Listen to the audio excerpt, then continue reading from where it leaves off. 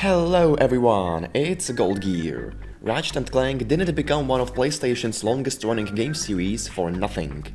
It is a franchise that, even after many years, manages to surprise its fans with new unforgettable characters, creative alien worlds, and bizarre weapons. As you probably know by now, the Ratchet and Clank games are my favorites, and have greatly influenced who I am today. I want to show you more of my love for these games, so I decided to make a video about every game in the series that has been released over the years. In this video, I'm going to talk about the first adventure of our beloved Eared Lombax and his little robot friend, and explain why this game is still dear to the hearts of many people. Let's get to it. After creating the amazing Spyro trilogy, Insomniac Games wanted to move on to a new intellectual property. They had several ideas, like a game called Monster Knight and A Girl with a Stick, but nothing came out of them, because those ideas weren't interesting enough to be an impressive showcase for the abilities of the PlayStation 2. In 2001, the idea of an alien who travels from planet to planet and collects weapons and gadgets was proposed. This idea inspired the team, and the development of the new game began. Initially, the main character was supposed to be a reptilian, but they ended up making him a fluffy creature called a Lombax. They named him Ratchet and gave him a robot companion, Clank, and the beloved duo was born. Sony was so confident in the success of the game that work on the sequel began before it was even finished. And yes, their prediction was correct. So let's talk about the game itself. The game begins with Ratchet creating his own ship that does not want to fly, and meanwhile a defective robot Clank is born in the main villain's factory. Because Clank is defective, the other robots want to destroy him, but he manages to escape and crash land on Ratchet's planet. Ratchet is a young mechanic who dreams of leaving his home to seek adventure, fortune, fame, and glory. He tends to get easily angry, dislikes listening to others, and is mostly motivated by personal gain when helping someone. On the contrary, Clank is highly rational and strives to improve the lives of those around him.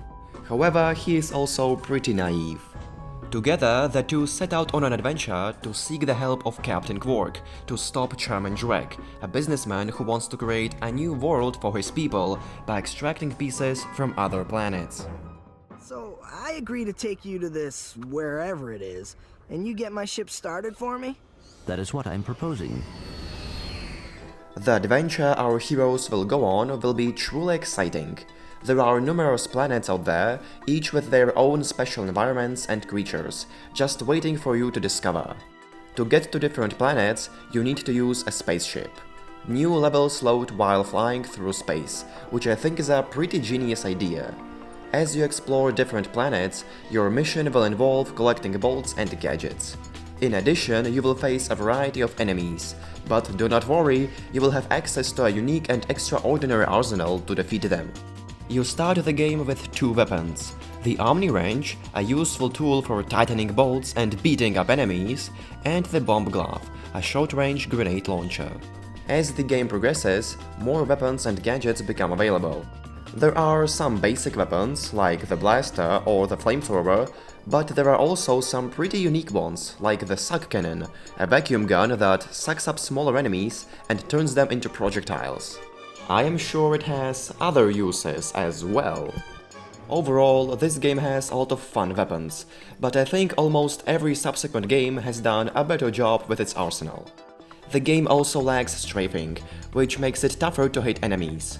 You do have the option to switch to first-person mode for more accurate aiming, but the downside is that you're unable to move freely while doing so, making it easier for enemies to attack you. But this all makes sense, since this is the first game in the series, and logically the developers couldn't do everything perfectly yet. Most weapons can be bought using bolts, which are the game's form of currency. Bolts can be found in crates, along with ammo, or dropped from defeated enemies.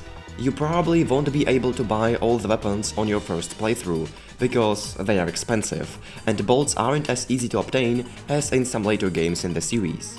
Besides weapons, you will also have to pay various greedy characters to give you what you need, just like in real life. Of course, I'll just need my fee for service. So yes, there won't be enough bolts for everything you need, but you can always go to the hoverboat track on planet Rilgar and use the Taunta to get as many bolts as you want. The game also has gold bolts that are usually well hidden throughout each level, and by collecting them you can buy golden versions of your weapons. Gold weapons are simply better. For example, shots from a gold blaster will ricochet, making you more likely to kill more enemies. But weapons aren't the only thing you'll need on your journey. As I said before, there are also plenty of gadgets to help you get through the levels. For instance, there are boots that grant Ratchet the ability to ride on rails, or a clever device designed to transport water from one place to another.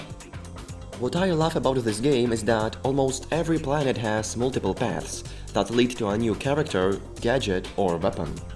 Some planets cannot be completed on the first visit, such as Orxan. When our heroes arrive there, Ratchet can't breathe because there is some kind of toxic gas everywhere, and Clank has to go and explore the environment.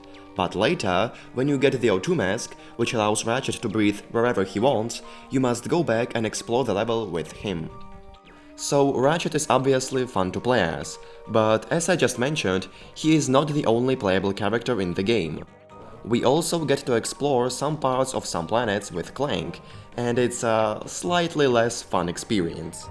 Clank is smaller and less agile, and getting him over narrow bridges is a big challenge. But he has some fun abilities. For example, he can control small robot dogs and make them do many things, such as pole dancing. No, I'm kidding, but it would be funny. I also really want to mention the soundtrack. Every Ratchet and Clank game has great tracks, but I think this game's music is something special. It creates an immersive atmosphere that perfectly complements the different levels and environments. Overall, the music in this game is an integral part of the game's charm and fun, so if you haven't listened to it yet, go for it. Now, let's get back to the story. After meeting Quark, our heroes discover that he was actually working for Drake all along. After this betrayal, both of them will have different goals, because Ratchet will want revenge on Quark and Clank will mainly be focused on saving the galaxy from Drake. Throughout the second act, our main characters will constantly argue and disagree on many things. To be honest, Ratchet is really obnoxious in this part of the game. I understand that he is angry, but his behavior towards Clank is completely unacceptable, and I think the developers went a little overboard with it. At least I'm not a coward. Whatever. As soon as I find Quark, I'm selling you for scrap. When Ratchet finally gets his revenge on Quark, he realizes just how dangerous Drake is, and makes it his mission to stop him. His motivation grows even stronger when he discovers that Drake plans to destroy the planet where he grew up. In the end, Ratchet and Clank defeat Drake and blow up the planet he built. Afterwards, Ratchet offers to fix Clank's arm, and the two walk off into the sunset. In conclusion, this game is an absolute blast. The story isn't groundbreaking, but it's really well written, with great characters and witty humor, so watching cutscenes from this game is never boring. The gameplay is fun and engaging, the levels are beautifully designed and present unique challenges that will keep you entertained. It's amazing how a game this old can still be so much fun, even with its flaws. Overall, Ratchet & Clank is a must-play for any gamer looking for a good time. So, I hope you enjoyed this video, and that it has given you a reason to revisit this game once again. Please feel free to share your thoughts about the game in the comment section below. If you found this video enjoyable, don't forget to leave a like, subscribe to the channel and hit the bell to stay updated on new videos. I am Gold Gear, thank you for watching, and stay gold. Oh, mommy. Turn it off! Turn it off!